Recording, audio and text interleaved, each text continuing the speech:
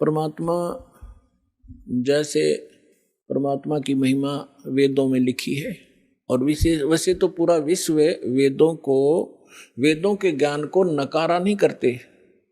केवल एक पंथ है और उस पंथ की जो ब्रांचें हैं वो ही अपनी मंदबुद्धि के कारण ये कहते हैं कि हम वेदों और गीता को नहीं मानते। हमारे गुरुओं का ज्ञान तो वेदों और गीता से ऊपर का है।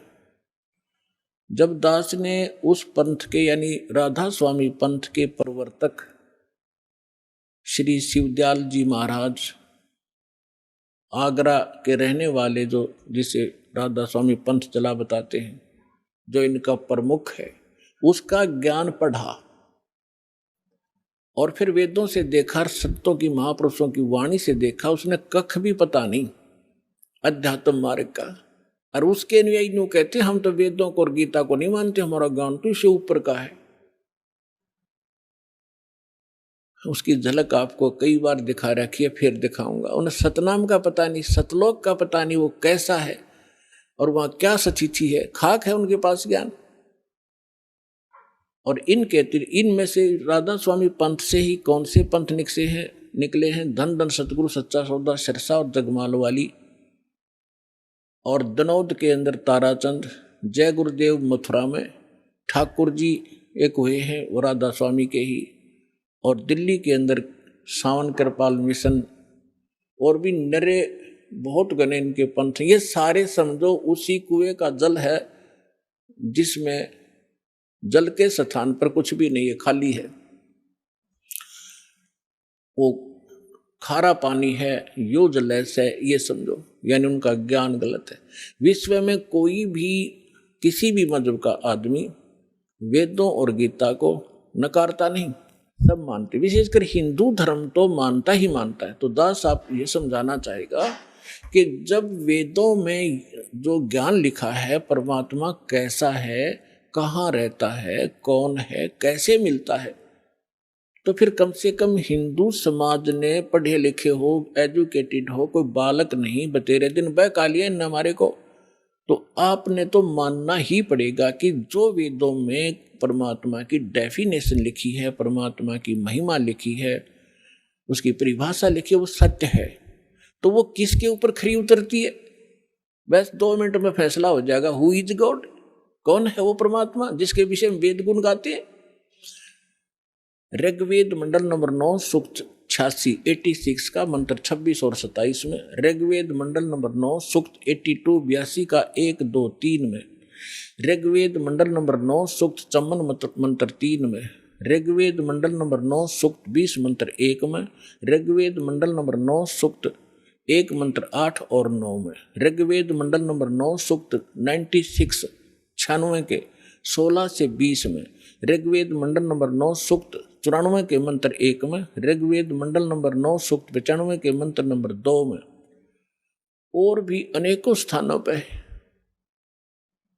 इसमें क्या लिखा है कि वो कबीर देव, कबीर साहब, कबीर भगवान, वो ऊपर सतलोक में, अमरलोक के तीसरे भाग में वहां बैठा है, सभी ब्रह्मांडों के ऊपर।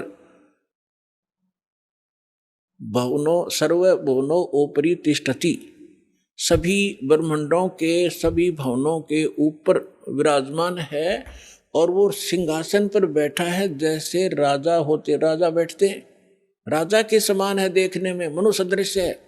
और वहां से गति करके आता है। अच्छी आत्मा जो नेक दृढ़ भक्त होते हैं उनको मिलता है, उनको तत्व ज्ञान से परिचित कराता है।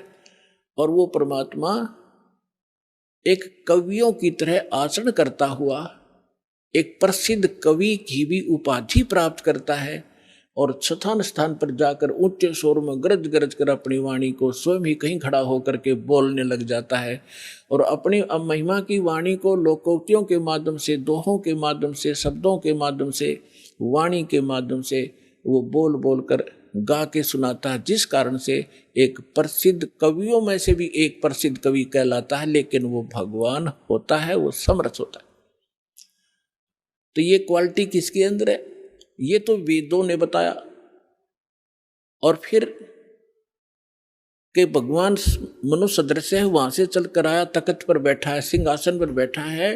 और जिन महापुरुषों के दास ने नाम गिनाए, एक बार फिर नाम गिनाता हूं, क्योंकि ऐसे महापुरुषों के बार बार नाम लेने से भी हमारी आत्मा शुद्ध होती है। आदरणीय धर्मदास साहिब जी, आदरणीय मुल्कदास साहिब जी, आदरणीय नानक देव साहिब जी, आदरणीय दादू साहिब जी, आदरणीय गरीबदास साहिब जी, गांव छुड़ानी, जिला जज्जर, हरियाणा वाले, आदरणीय गीसा दास साहिब जी, गांव खेखड़ा, जिला बागपुर, उत्तर प्रदेश वाले, आदरणीय स्वामी रामानंद जी, काशी वाले। अपनात्मा दास जिन महापुरुषों के नाम गिना रहा है, आप ये ना समझना कि जहां ये रहा करते वहां बड़ी भक्ति होगी, वहां कख नहीं किसी के पास। कई भक्त इस भूल में धक्के खान चले गए, वहां कोई छुड़ानी चला गया, और उनका जब देखा हाल फिर आया वापस।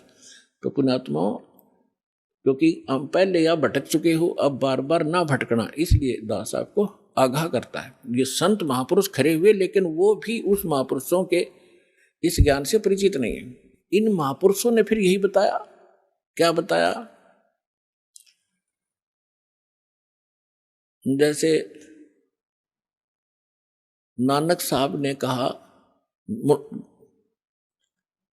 धर्मदास जी ने तो कल में तोड़ रखी है, पूरा कबीर सागर लिख रखा है भगवान कबीर साहब के बारे में, ये पूर्ण परमात्मा है। मैंने सचखंड में जाकर देखा, वहाँ सिंहासन पर विराजमान थे, बड़ा तेजोमय शरीर था इन्हीं का। फिर वही मुझे फिर यहाँ मथुरा में मिले दोबारा आकर के, लेकिन यहाँ उनका तेज इतना नहीं था जितना सतलोक में था।